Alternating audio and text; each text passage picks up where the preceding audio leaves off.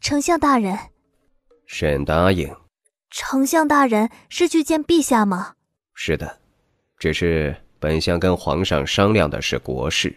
哦，是我冒昧了。沈答应让开了路，李宰府直接带人离去。乾隆殿。陛下，李宰府来了。让他进来吧。二哥哥，二哥哥，我好想你，每天数着日子，不知道什么时候才能见到你。没有想到这么快就能见到二哥哥，我真是太开心了。二哥哥也想你，想得夜不能寐，恨不得马上飞到你身边来。清爵，你既然来了，说明乡试的结果不错。皇上，乡试的结果已经出来了，此人乃乡试榜首。不错不错，朕果然没看错你。乡试结果才出来，你就到京都了，莫不是一出考场就直奔京都而来的？怕我把阿九妹妹吃了吗？不是，一日不见如隔三秋，总觉得见到她才能安心。清爵你变了啊，以前的时候你说天下兴亡匹夫有责，男儿当先立业后成家，结果你看看你啊，转眼就变了。陛下，常言道成家立业，成家在立业之前，说明成家更重要。这次是朕拖累你们了，没有经过你同意，齐宣就将阿九妹妹带来京都，你不会怪她吧？不会，陛下的身体更重要。洛清爵缓缓地说道。如今身体如何了？还是那样，醒的时候少，睡的时候多，解药还没有研制出来。二哥哥，你扶永昭哥哥去床上休息吧，他已经支撑不住了。岳云熙开口说道。洛清爵点了点头，起身将轩辕永照搀扶上床。这人一躺在床上就睡了过去，速度极快，且怎么都叫不醒，只有等到下次清醒的时间才会醒过来。二哥哥，我是不是很没用？都这么久了，还没有研制出解药。胡说，我的阿九是最厉害的，二哥哥还等着接你回家，二哥哥相信你能醒。哎，小九大夫呀，皇上还有多少时间？最多1个月。还有多久才能研制出解药呢？我会尽力而为的。哎，也好，本相也得做多少准备呀。走吧，该出宫了。我们留在这里的时间太长的话，会引人注意的。我在宫外等你，等你研制出解药，就来接你回家。好，当初先帝选择九王爷继位，放弃四皇子的原因，不是四皇子不够优秀，也不是四皇子身份不够，相反，四皇子极为优秀，又是贵妃之子，身份尊贵，只是四皇子把个人看得太重，把国家和子民看得太轻。师姐，你说小嫂子会不会因为治不了那个人而被杀了？少胡说，据说他们是故人，故人的话不会杀他才是。可是我看那个叫齐宣的真的很厉害啊，带着一堆高手来，二话不说就把小嫂子给带走了。若是小嫂子救不了他家主子，瞧那人凶狠的模样，指不定真的会对小嫂子不利。五六，怎么办呢？我们连人被带到哪都不知道，如今上哪去找他？算算日子，清爵怕是接到消息也要去赶到京都了。要不咱们联系老大？你疯了！若是让清爵知道我们没有在袁阿九的身边不说，还不知道他被带到哪里去，清爵到了，那第一个会剁了我们的。你们还算有自知之明啊。这事儿是我们失职，但是我们也不是对方的对手啊，阻止不了。更何况阿九愿意和他们走，我们也阻拦不了啊。为何当时不去告诉我这个消息？这不是怕打扰你考试吗？乡试对于你来说有多重要，我们还是知道的，所以擅自做主不告诉你，等你考完试出来，自然就能知道消息了。五六，去替我做一件事。老大，您尽管吩咐，上刀山下火海，在所不辞。去守着四王爷府，有任何异动就回来禀报我，小心点，不要被人发现了。记住，是任何的异动都要回来禀报。是，老大，我马上去。要不你骂骂我吧。陛下很好。丞相大人，皇上多日不早朝，又不给出个具体的原因，长此以往总不是个事啊。这样吧，本王与你一起去见皇上吧，一来确认皇上的安危，二来也安了朝臣的心呢。王爷，皇上不见任何大臣，纵然是我，也好几日没见到皇上了。如今便将齐公公叫来问一问情况吧，毕竟齐公公是贴身照顾皇上的人，皇上的情况他是最清楚的。对了，最近给皇上请平安脉的人是哪一位御医啊？回王爷，给皇上请平安脉的是微臣。皇上的龙体近日如何？回四王爷，皇上的身体没有任何问题，十分健康。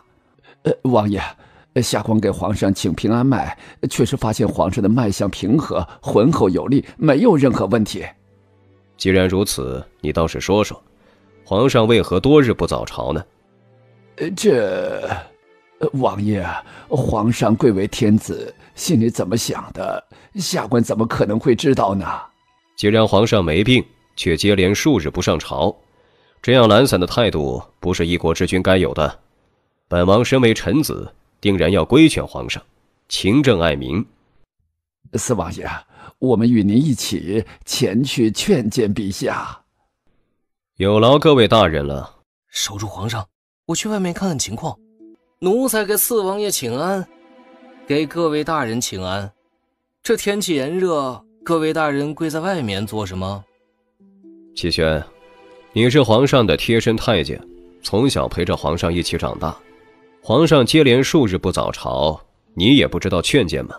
王爷说笑了，近来天气炎热，各地都有受灾的情况，不少地方颗粒无收。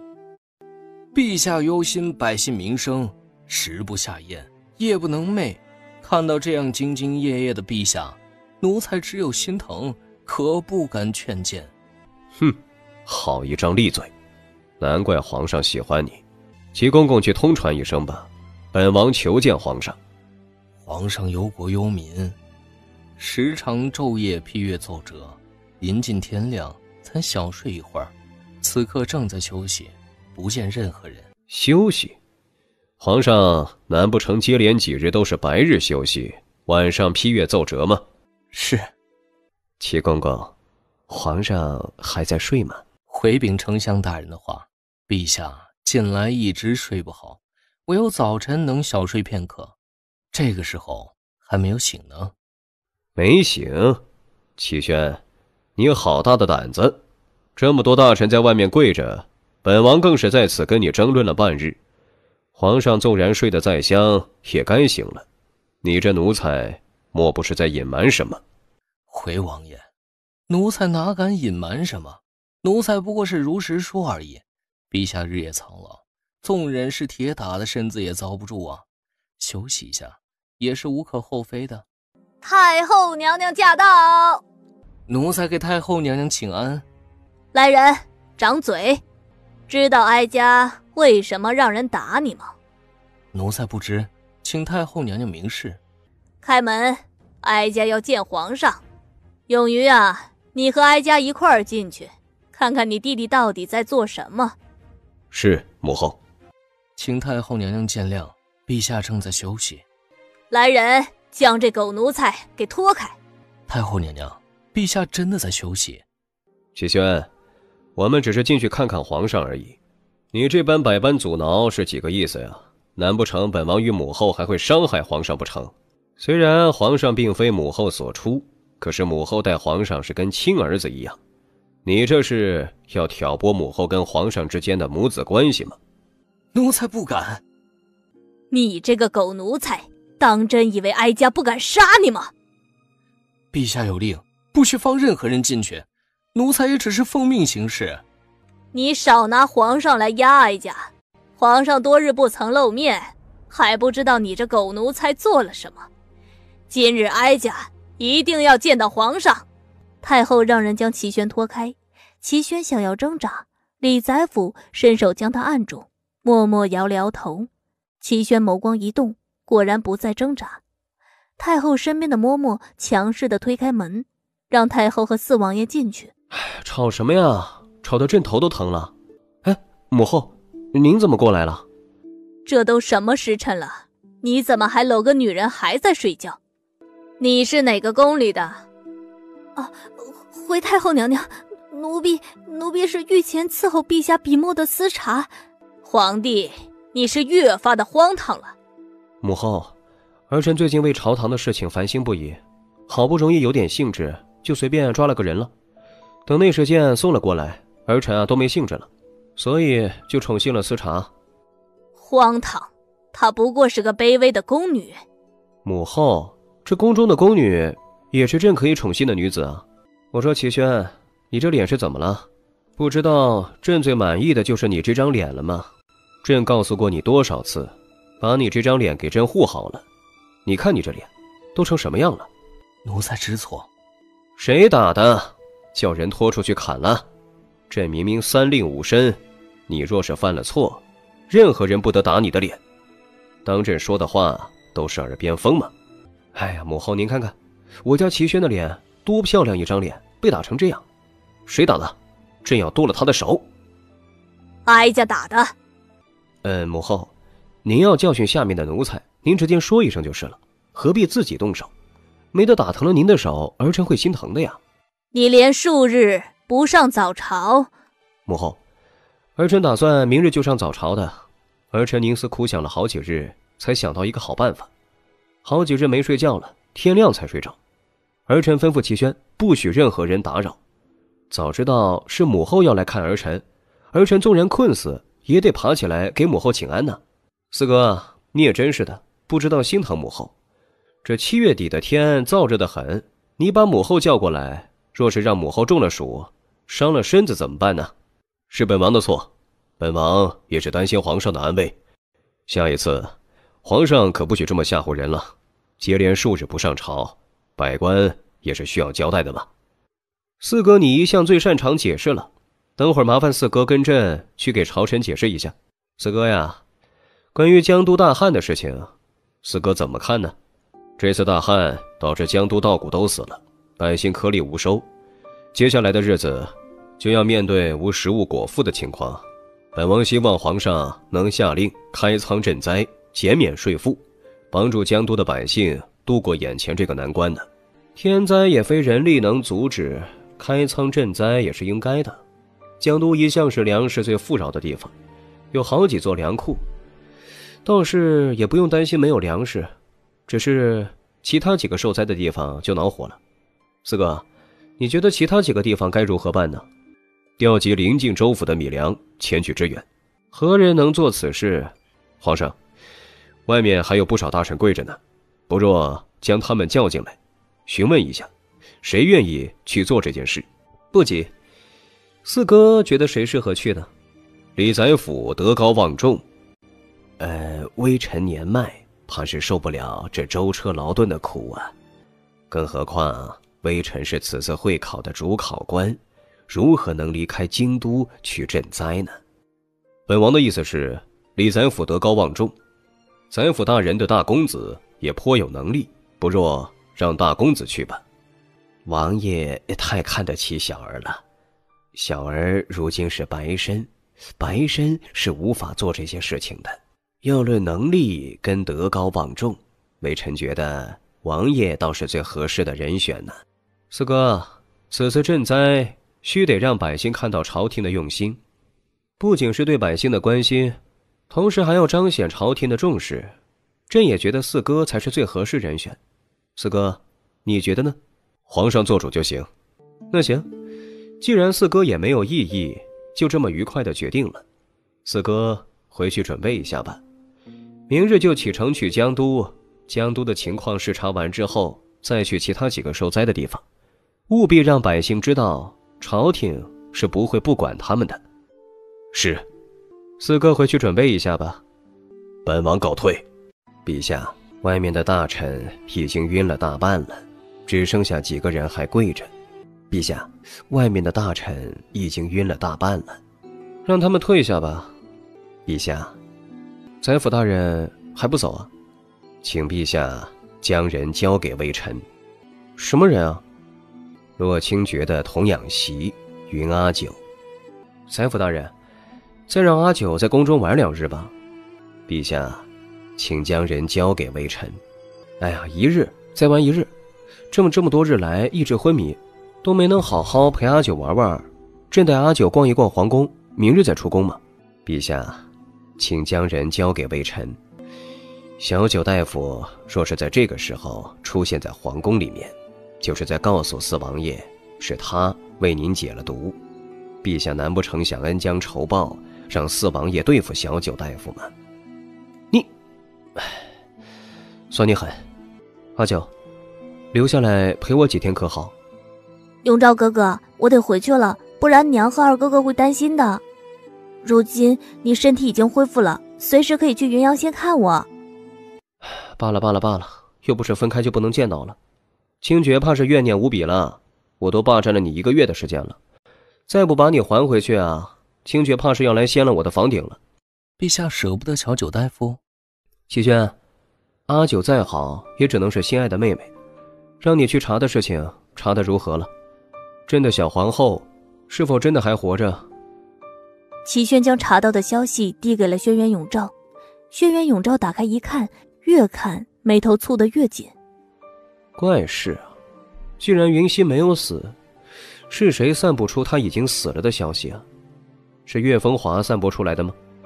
不，是东林的第5位散播出来的，而岳帝从头到尾都没有承认过九公主死了这件事，私下里一直派人在寻找九公主。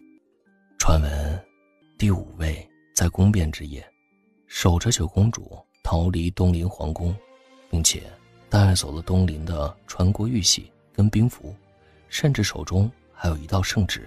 遗诏。应当是岳帝派人四处绞杀第5位，但凡抓到的第5位都被处死了。据说九公主被第5位的首领给带走藏起来了，目前2人下落不明，生死不知。说起来，我有6年不曾见过他了。本以为朕的求娶是一桩美事，却没有想到是点燃东林内乱的导火线。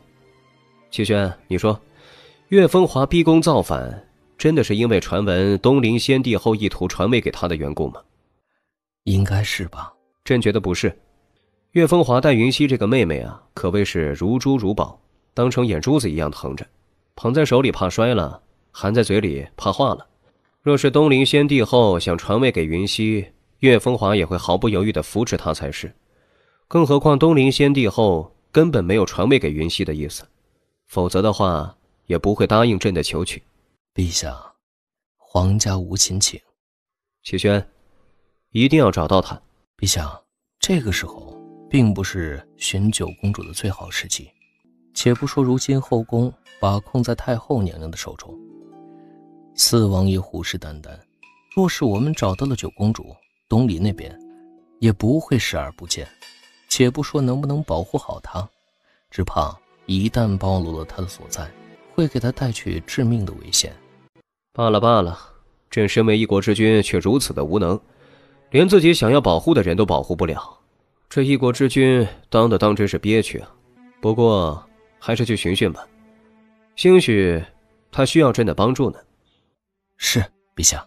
对了，圣旨拟好了没有？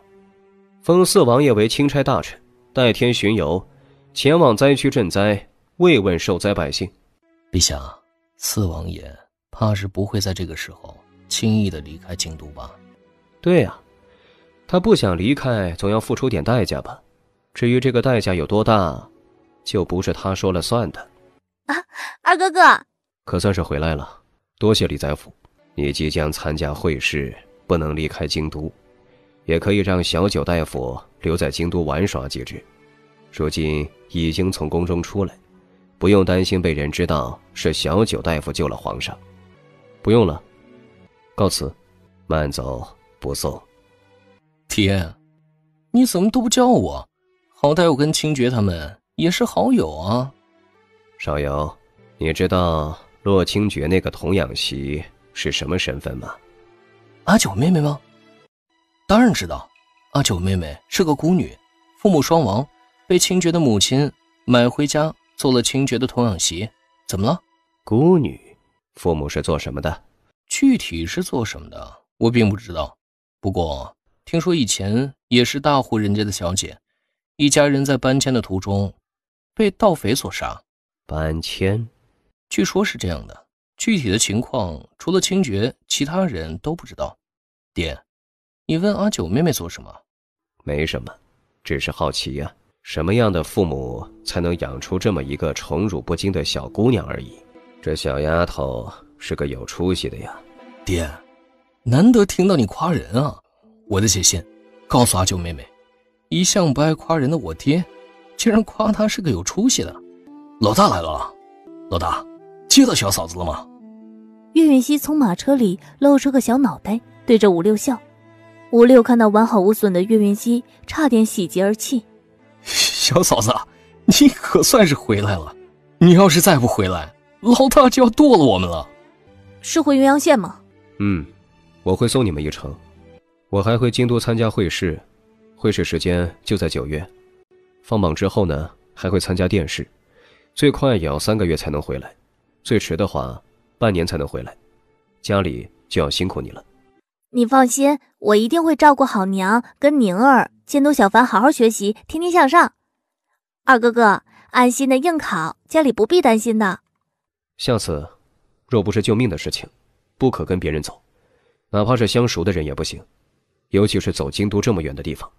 要知道伴君如伴虎，皇上始终是皇上，更何况你又不懂京都的规矩，哪里得罪人了都不知道。要不是知道永昭哥哥病得很严重，我也不会和他们走的。二哥哥，你就别生气了，我保证没有下一次了。我相信我家阿九是言出必行的人，放心，京都的事情办完了，我会尽快回来的，乖乖在家等我回来。二哥哥，你放心回京备考吧，我一定在家里乖乖的等你回来。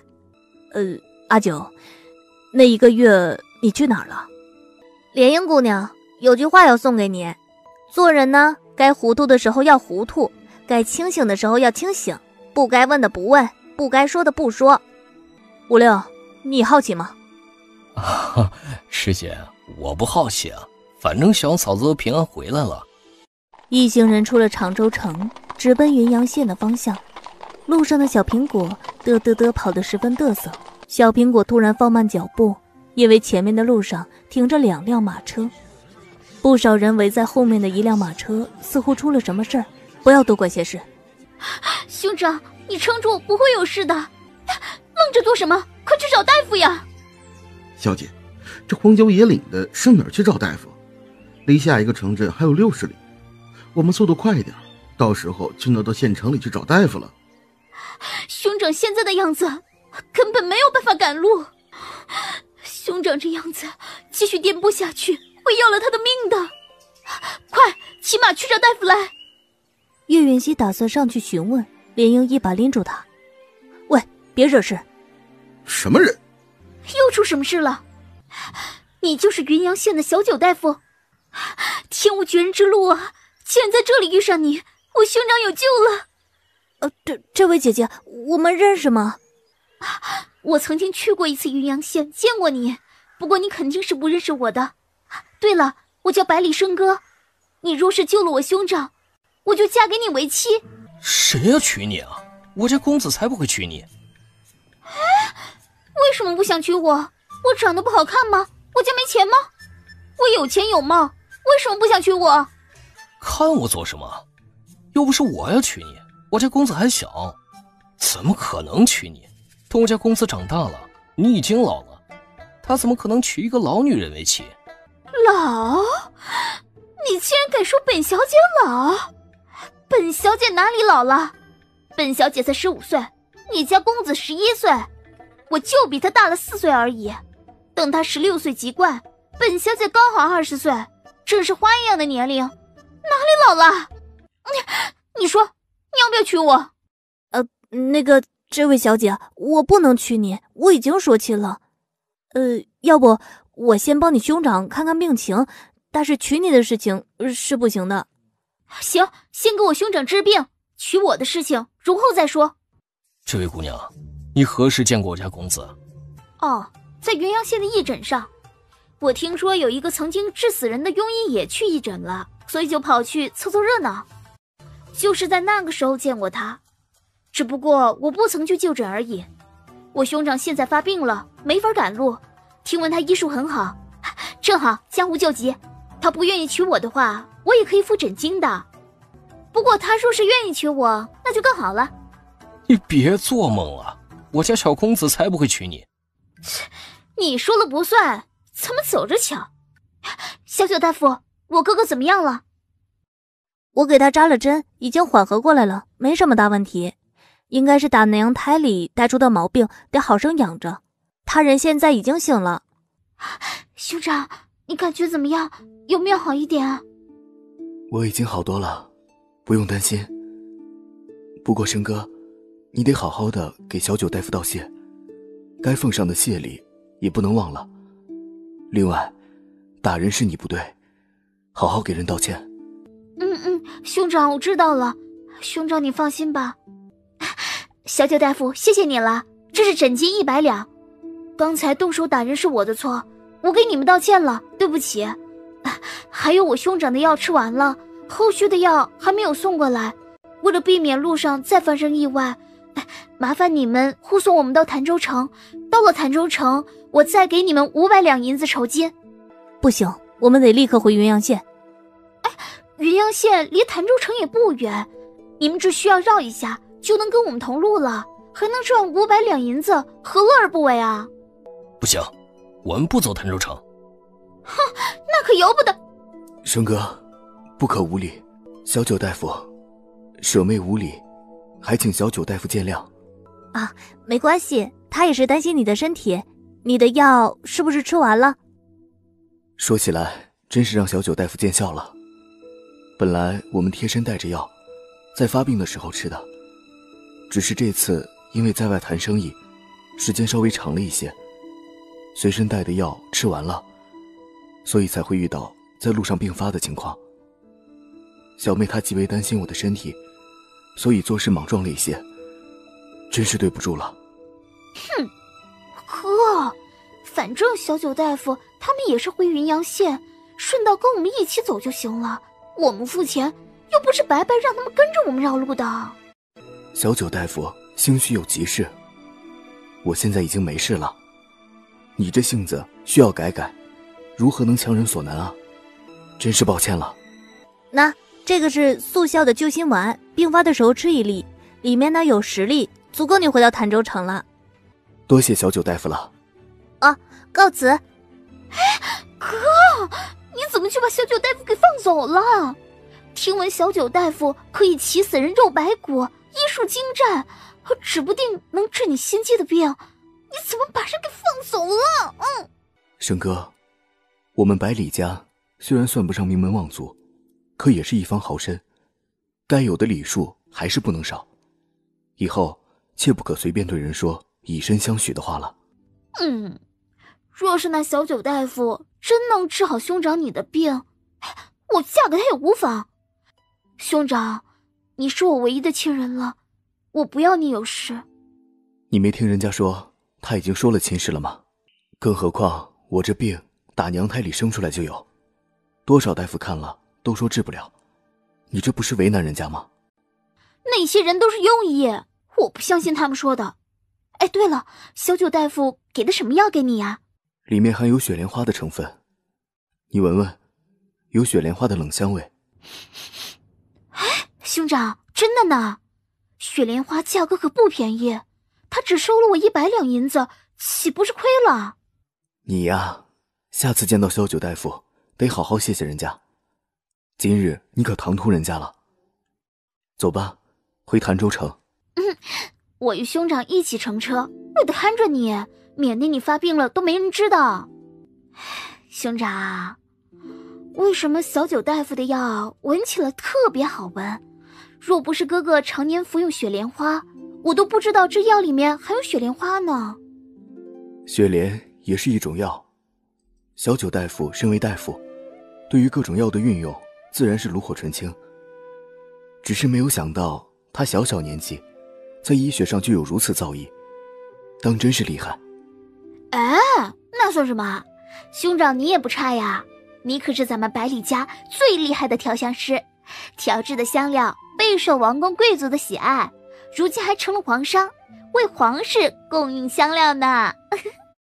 岳云熙他们一路也没有逗留，终在天黑之前回到了云阳县。可算是回来了。清爵说你去了京城，一回来马不停蹄的就去京都寻你了，可有见到清爵啊？见到了，二哥哥送了我们一程，不过他要去准备会试，所以不能和我们一块儿回来。二哥哥说最快3个月，最迟半年就会回来的。这次的乡试，二哥哥可是头名呢。清爵是个争气的。哦，对了，娘，大嫂有写信回来吗？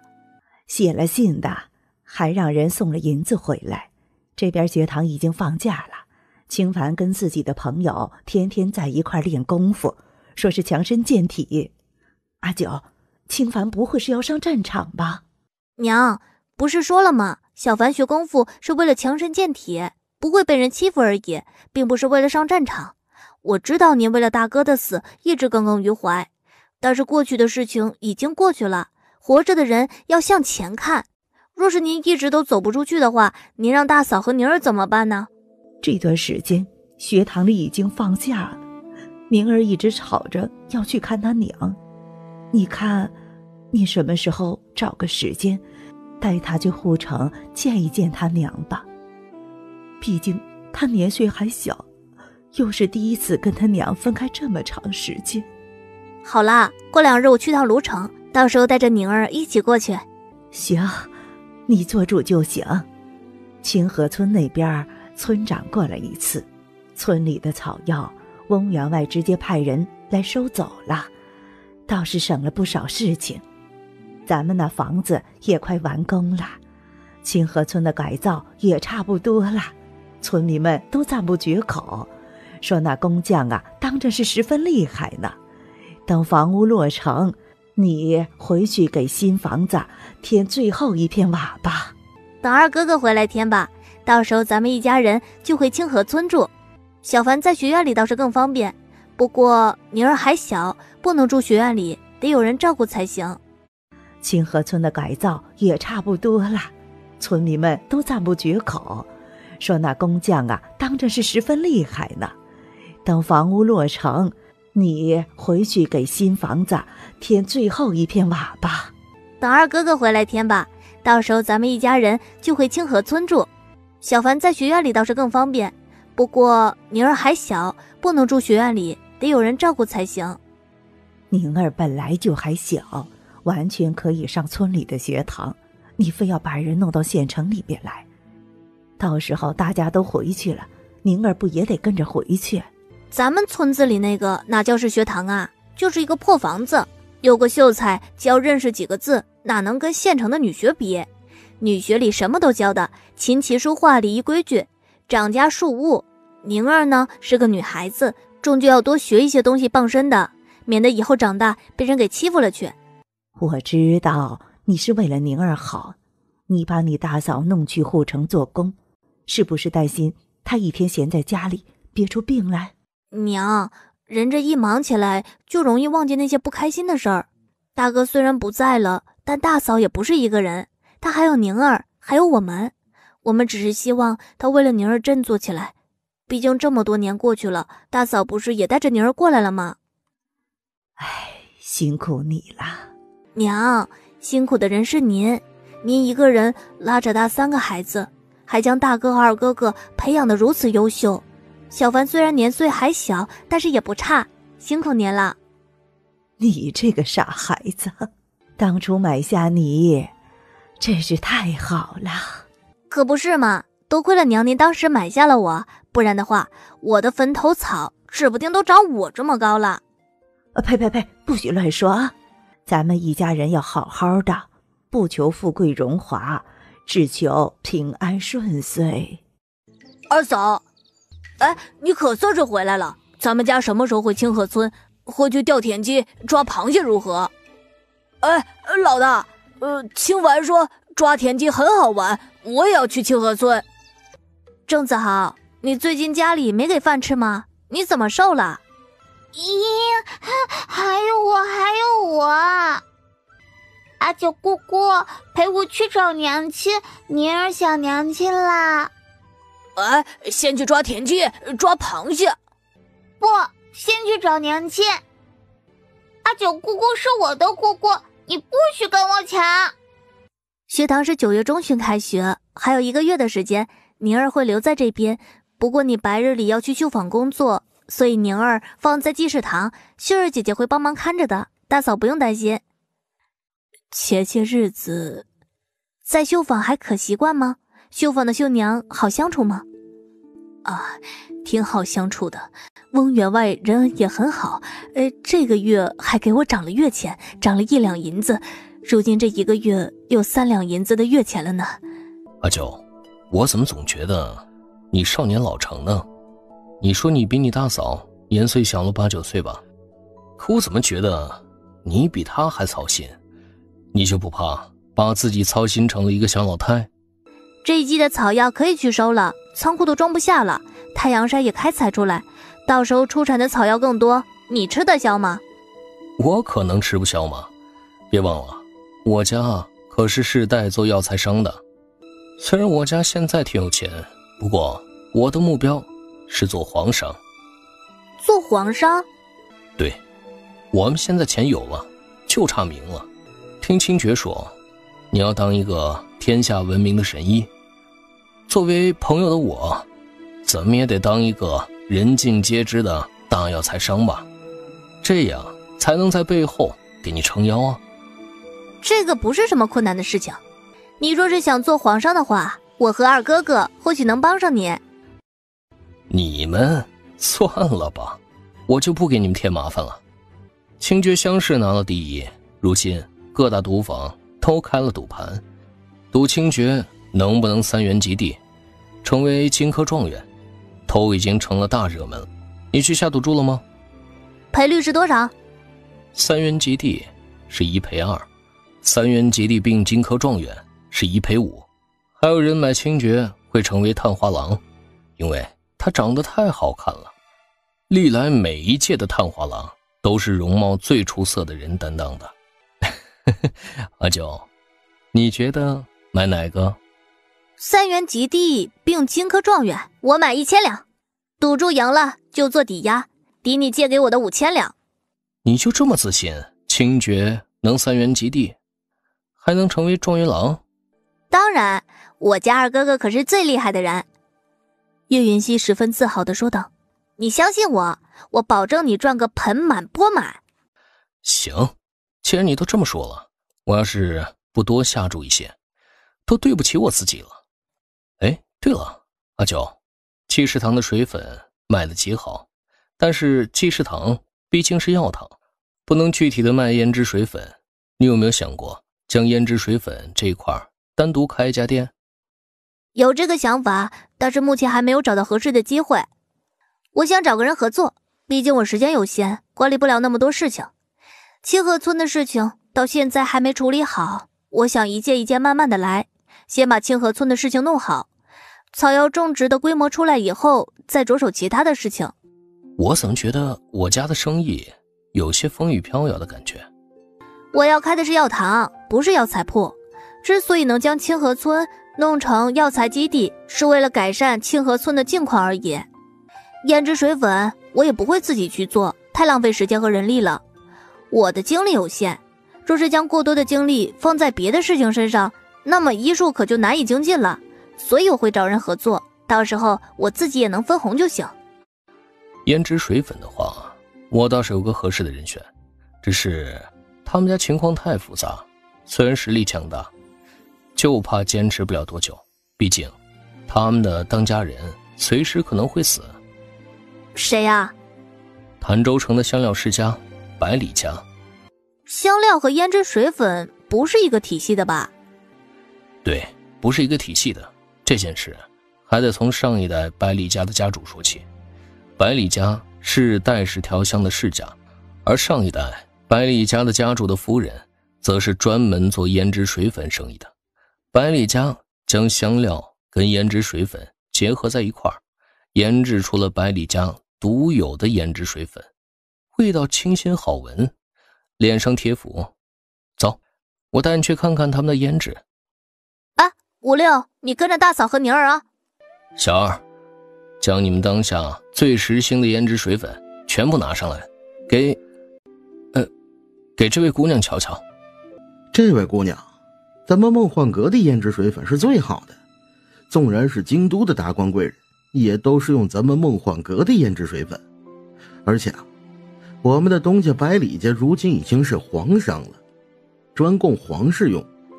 姑娘，您瞧瞧咱这水粉，粉质细腻柔滑，上脸让你的肌肤嫩的跟刚剥出来的鸡蛋一样，让您的心上人对您爱不释手。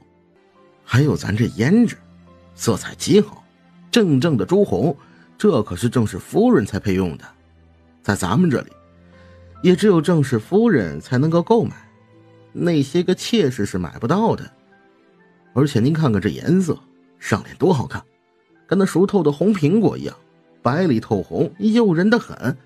您的心上人见了一定移不开目光。再看看咱这唇脂，什么颜色的都有，除夕宴会用粉红，艳压群芳。姐妹小聚用桃红，娇媚可人；见情敌用重红，气场全开。买咱们这里的胭脂水粉，保证您不吃亏不上当，人见人爱，花见花开。好，买了。怎么样，他们百里家的胭脂水粉很不错吧？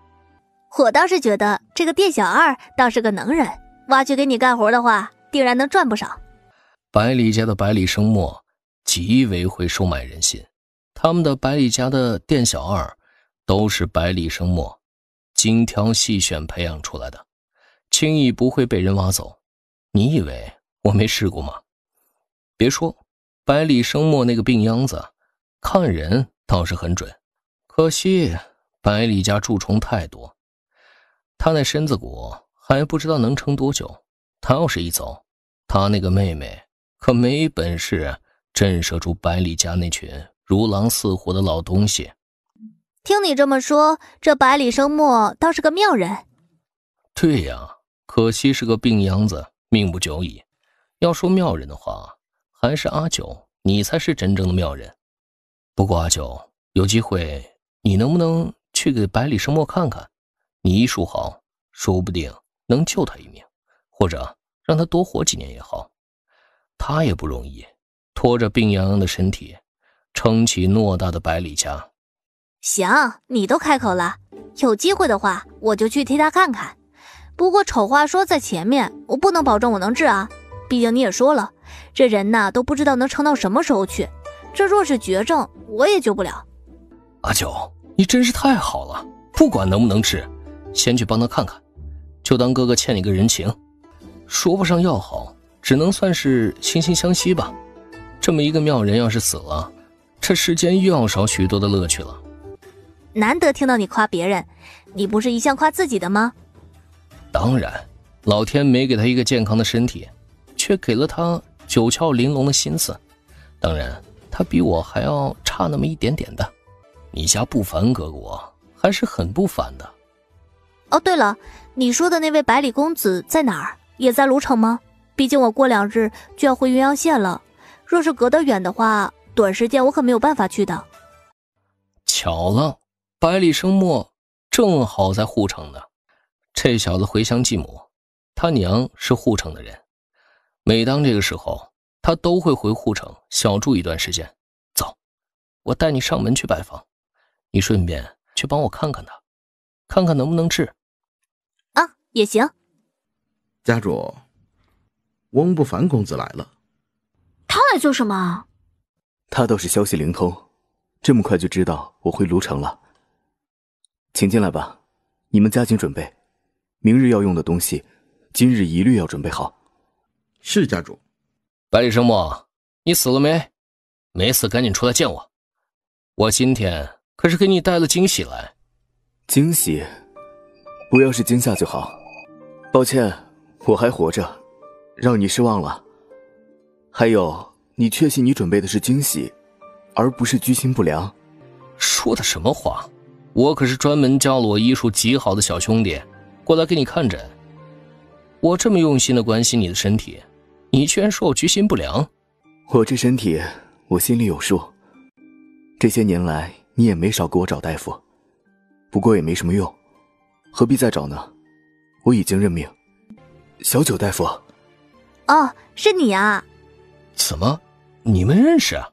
前些日子我从京都回来，路上发病，亏的是遇上小九大夫，才有幸捡回一条命。不凡跟小九大夫认识啊？我们可是好兄弟啊。翁不凡接过了话。不过我倒是没想到你们提前见过了。我告诉你啊，我家阿九医术极好，好到什么程度？少在这里王婆卖瓜。他的情况我检查过了，是先天性的心脏病。这种病情分为2种，一种是心脏有问题，一种是心脏的膜瓣发育不全。但无论是哪一种情况，以我现在的能力都治不了。怎么会呢？阿九，你那么厉害，怎么会救不了他？你再诊断诊断，或许有救命之法呢。以我现在的能力，我真的没有办法治愈他，我只能尽量的帮他调理身体，减少他发病的次数，尽量争取让他能多活几年。岳云熙无声的叹息，要给百里生墨治病，就必须将人带入他的空间治疗去，但是这样就会暴露他的不同寻常，他不会为了一个才见2面的人救治自己于险地。能多活几年也不错，我这病是打娘胎里面就得了的，大夫都说治不了的。随着这几年发病的次数越来越多，大夫都束手无策了。说起来，上次小九大夫给我的药当真不错，第一次发病吃了1粒之后，到现在都不曾发病，身子也不似以往那般乏力。我还想着过上几日去云阳县寻你，没有想到这么快我们就又见面了。啊，你客气了，身为大夫，救治病人是我的本职。我会在卢城待2日，若是你不嫌弃的话，这2日我会过来替你治疗，同时给你准备药跟药方。当药跟不上的时候，你们也可以自行的抓药熬药。如此，有劳小九大夫了。小九大夫，没有想到这么快我们又见面了。你想好了没有啊？要不要娶我？百里生哥，你什么时候这么恨嫁了？连小孩子都不放过。喂，你胡说八道些什么？什么叫恨嫁？我跟小九大夫是一见钟情，再见定终身，是两情相悦的，成亲也是水到渠成。喂，我警告你啊，温不凡，你要是敢说话惹我兄长生气，我剁了你。还两情相悦定终身，别吹牛了。你不知道他的终生已经被人定了吗？他家那位还是个醋坛子，那可是比你还凶残的人，醋坛子一翻就要提剑砍人的那种。啊？小九大夫的娘子是这么可怕的一个人吗？那你退了他，我比你那个未婚妻好多了，我绝对不会动不动就提剑砍人的。百里生哥，我看你是活腻歪了，他家那位动不动提剑砍的人都是觊觎阿九的人，无论男女老少，那家伙都是一律砍的。你在这里怂恿他解除婚约，你也不怕那混蛋知道了提剑来砍了你们兄妹俩？哼，我可不怕。生哥，别闹。小九大夫，你说你要不要娶我为妻啊？我可是上得厅堂下得厨房，还自带大量身家，娶了我你可以少奋斗10年啊。阿九，娶了他，赶紧娶了他，可以少奋斗10年呢。岳允熙凉凉地看了眼翁不凡，然后一针扎在了翁不凡拍桌子的手上，然后意外的一幕发现了，翁不凡直接用他拍桌子的手猛扇自己耳光，一边扇一边笑，笑了没一会儿笑不出来了，眼泪花子跟着流。阿九，我错了，我再也不敢看好戏了。啊，兄长，翁不凡是不是犯病了？对，犯病了，疯病犯了。阿九，我错了，我真的错了，我再也不敢了。快给哥哥解开。岳云熙伸手拔掉翁不凡手上的银针，翁不凡的手才停下来，吓得赶紧坐离岳云熙远了一点儿。小九大夫，你好厉害啊！我决定了，非你不嫁。哎，话别说太满，不然容易打脸的。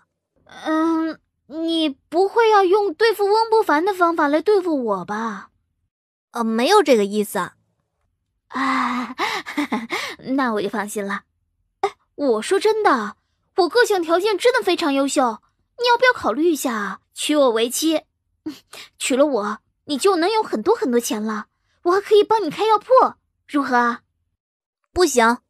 百里生哥，你别为难他了，他拒绝你不是因为不喜欢你，而是根本不能娶你。小九大夫，你喜欢我吗？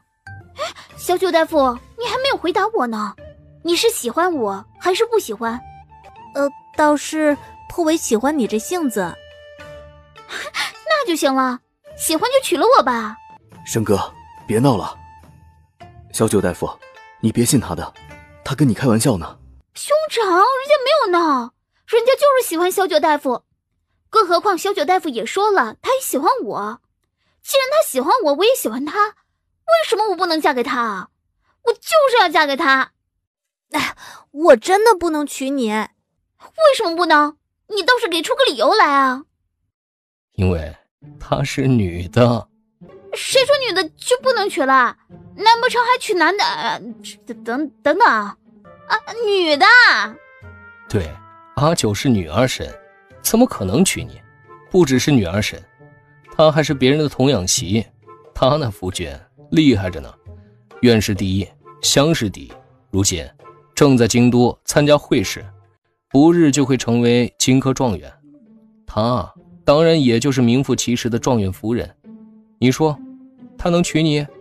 怎么样，还非她不嫁吗？做不成情侣，我们可以做姐妹的。我与妹妹一见如故，不如结为金兰姐妹如何啊？这个好。择日不如撞日，今日我们就一结金兰，让我兄长跟翁不凡那个混蛋一起做个见证。生哥，闹够了没有？兄长，我没有闹。纵然你与小九大夫一见如故，要一结金兰，也犯不着这么仓促，也可准备准备再一结金兰。你这样毛毛躁躁的，显得多没有诚意。也是。那行，我让人立刻去准备。明日，对，就明日。明日是我娘的忌日，就你明日过来，我们在我娘的坟前一结金兰，如何？胡闹。好啊。这下不唐突了吧？真是没有想到小九大夫竟然是女儿身，要是早些认识就好了，拐过来给哥你当媳妇儿。休要乱言，坏了人家的名声。是，不胡说，反正我俩以后是姐妹了，我的哥哥就是他的哥哥，帮哥哥治病那是理所当然。兄长，从今日开始，你可就多了一个妹妹啦。岳云熙很快上门，百里生哥拉着岳云熙去结拜，先是给百里夫人上香，而后焚香磕头，歃血为盟，正式结为金兰姐妹。岳云熙不知道他从哪里学来的这一套，但是割破手指还是挺疼的，当即拿了药给百里生止血。百里生看着血淋淋的伤口，抹上药瞬间就止了血，看得眼睛都直了。哇，这可是好东西啊！喜欢就送你2瓶。那这可是我最新研制出来的，市面上都没有，独一份的，送给你。虽然我不爱用这些，不过谢谢姐姐了。正好我也有一套胭脂水粉送给姐姐，就当是互相切磋吧。你也会弄这些啊？这是药？是药妆，在这胭脂水粉中加入一些对美容养颜有用的药物，就不是单纯的胭脂水粉，而是能够美容养颜的胭脂水粉。对，这个是个好点子。去看看小姐跟小九大夫在做什么。干嘛？你没看到我跟阿九正在忙吗？家主，那个小姐他们呢？小姐跟小九大夫出门了，说是去看制作坊，短时间内怕是回不来了。不是吧？要不我们也去看看？不了，很快就要回来的。你妹妹不靠谱啊，阿九还是很靠谱的。他今日的主要任务是要好好给你检查身体，然后根据你的情况重新给你调配用的药以及饮食的调配。昨日还听他嘀咕了半天，说是要双管齐下，什么内外什么的，反正说了一大堆，指不定他有办法救你，就是不知道什么时候才能救你，毕竟他年岁还小，很多东西都还欠缺。对了，小九大夫在云阳县有小神医的称号，这称号是怎么来的？说起这事，还是一件十分有趣的事情。云阳县的县令洪大人，他的夫人身怀6甲，但是意外早产，大夫跟产婆都说没救了，让准备后事，结果阿九跑去，直接将所有人赶出去，命令捕快守着门，不准任何人进去。人人都以为是他胡闹，没过多久就听到屋中传出孩子的哭声。孩子平安生下来了？不是生下来的，是抛出来的。剖腹取子？对，就是剖腹取子，关键是孩子活着，洪夫人也平安无事。这怎么可能？产妇的肚子都被剖开了，怎么可能还活着？千真万确，你别不信啊！当时在场的可不止一个人，云阳县的举子们可都在，洪县令也在，连带着济世堂的齐大夫也在。阿九他闯进产房，剖开洪夫人的肚子，将孩子取出来后，又将肚子给缝了回去。第二日，洪夫人就醒了，养了5、6日就下床走动了，现在还活着，肚子上只留下一道伤疤，其他什么影响都没有，所以云阳县的举子们才会称赞他为神医，还写了文赞扬他。有人还编成了顺口溜，你肯定听过。云阳有神医，小名曰阿九，治天花100病，起死人肉白骨，妙手回春，人心仁德。治天花？天花可是绝症，一旦发病无人能治，基本只能听天由命。若是哪里出现天花，官府只会将那一处封锁起来，让其自生自灭。小九大夫他小年纪竟然能治天花？不止呢，他小时候得过天花，而且还活了下来。去年的这个时候，阿九所在的村庄有一妇人得了天花，人人避之不及，连大夫都不敢靠近，他孤身一人前去照看那名妇人。后来齐大夫得知消息，赶去救援，但是清河村的情况已经稳定下来了。清河村是唯一一个有人得了天花却没有任何人被传染，也没有任何人死亡的村子，这一切都要归功于阿九。此话怎讲？当时发现村子里有人得了天花，阿九立刻让村长将整个清河村封锁起来，禁止任何人出去，整个清河村只准进不准出，然后将得天花的人隔离起来，让村民用云石泡水满村喷洒消毒，让人熬了药分发给村民喝。从发现天花到那位妇人被治好，只用了1个月的时间，而且清河村还没有一个人被传染。若不是他发现的早，应对的及时，清河村只怕已经成了一个无人的死村。那齐大夫呢？齐大夫自然也功不可没，后面研制治疗天花的药，齐大夫花费了不少力气，而且阿九还是齐大夫的徒弟呢。齐大夫自己都说了，他的医术远不如阿九，阿九可是青出于蓝而胜于蓝。那起死人肉白骨又是怎么一回事？这事就更神奇了，说的是一个病人在送去济世堂的途中已经没气了，当时济世堂的大夫诊断后直接说人已经没气了，抬回去准备后事吧。恰好遇到阿九回来，看了那死者一眼，然后扎了那个死者几针。那人竟然一下子睁开眼坐了起来。小九大夫果然厉害。可不是，你不知道啊，那些举子们称赞阿九的文章一传出去，一些无知的百姓真以为阿九能把死人救活，竟然将下葬的尸体从坟墓里扒了出来，要阿九将人救活，把阿九气得恨不得将那些人打进棺材里面去。这么说来，被小九大夫救的那人并未真正死亡。对了，阿九说了，那人只是一时闭了气，只要将气疏通了就醒过来了，并不是真的起死人。所以我说阿九他肯定能救你。你就这么自信？不是我自信啊，阿九自己说了，你有救。他给你说的？昨日你不也听到了吗？你难道就没有看明白，你妹妹为什么死活要嫁给阿九？嫁不成之后又非要一结金兰吗？就是知道阿九有救治的办法，想套阿九，让他把办法说出来呢。他什么时候说过？他说以他现在的能力救不了，意思是有的救，但是他现在能力不足，还救不了你。你只要努力活到他能救你的时候，你就有救了。所以说你可一定要好好的活着，相信阿九也会尽量延长你的生命，直到他有本事救你那一日。你确信吗？什么？你可以不相信我，但是你一定要相信阿九。阿九是一个言出必行又十分善良的孩子，他一定会竭尽全力的救你。阿九他总能化不可能为可能。不凡，你很喜欢他？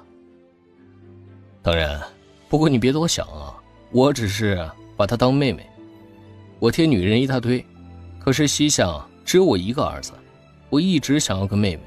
阿九恰好满足了我这个愿望，只是每次看到洛清绝一脸那是他媳妇儿的样子，我就好想揍死他，他居然拱了我最喜欢的小白菜。百里生哥勉强扯出一个笑容，小子，那是人家的童养媳，指不定洛清绝还觉得是你想拱他们家小白菜呢。什么？你不知道洛清绝有多不要脸，不准我跟阿九单独相处。这次阿九能单独过来，还是因为洛清绝不在，但是他居然派了2个护卫跟着，其中一个连阿九上厕所都要跟着，真是可恶。好啦，洛清绝做什么都是应该的。如今小九大夫名声在外，他派人跟着是为了保护小九大夫安全而已，你何必耿耿于怀呢？他明白洛清绝的担忧，就如同他也不敢单独让百里生哥独自外出一样。他们都在尽自己的所能保护自己喜欢的人。那个小子就是云阳县那个可以起死人肉白骨的神医云阿九吗？对，就是此人。前段时间百里生墨从京都城回来的时候，若不是这人多管闲事，百里生墨早就死了。老爷，我们要不要？不要急，先看一看。难怪百里生哥这么功利心很强的人愿意跟这个人交好，说明这小子有办法能治百里生墨的病啊。中年男子感觉到危机，直觉不能让岳元熙给百里生墨治病。老爷，我们现在怎么办？抓住这2人。百里生墨他们的势力在潭州城，护城这边没有什么势力，这是动手的绝佳机会。抓住百里生哥，百里生墨一乱就会有机可乘。还有，将那个大夫一并抓了，这样百里生墨急出个什么事情来，也没有人能够救他。是老爷。阿九，你在看什么呀？哦，没什么，总觉得有人在看着我们，兴许是我太敏感了。走吧，我们回去吧，不凡他们怕是等急了。行，我们……哎，小心！主子，任务完成。走吧，该回去了。阿九，你那个护卫是从哪里招来的？这般厉害，我也去找一个。路边捡的。哪个路边捡的？我也去捡一个。这个嘛，需要天时地利人和。首先呢，要有一个高手遇到仇家追杀，然后仇家暗算重伤垂死倒在路边，然后你恰巧路过，又身怀绝世的医术，将一只脚踏入棺材的他给救回来，带回了家。介意的面容抽噎了下，没敢反驳岳云熙的话。五六和莲英若有所思的点点头。那要不你再去捡一个送给我？高手都是有尊严的，又不是东西，怎么能送来送去呢？你也不怕高手一怒送你回姥姥家？为什么是回姥姥家？就被打回娘胎了，不是回姥姥家。哦，对了，你得罪什么人了吗？这人摆明就是冲着百里笙歌来的，若是冲着他来的话，要杀的也应该是他。可是这些刺客一来，目标就明确，杀死百里笙歌。没有，我是做生意的人，出门在外都是笑脸相迎，怎么可能做得罪人的事情？尤其是我们家现在是皇商，做事更是不能得罪人。那你有仇人吗？我和兄长相依为命，父母早夭，一心做我们自己的生意。若是说真有什么仇人的话，应该是对手。怎么回事？兄长，你不知道，我们从制作坊里出来的时候，有人要杀我们。亏得阿九的护卫厉害，不然我们就回不来了。这个人是留的活口。受伤了？你可千万不要有什么事情啊，不然的话，陆和清绝会生吞活剥了我的。不是我的血，是别人的。唉，你没有受伤就好。怎么回事？这光天化日之下，怎么会有人当众行凶呢？这知府大人怎么也不管管？是谁让你们来的？目标是谁？为什么这么做？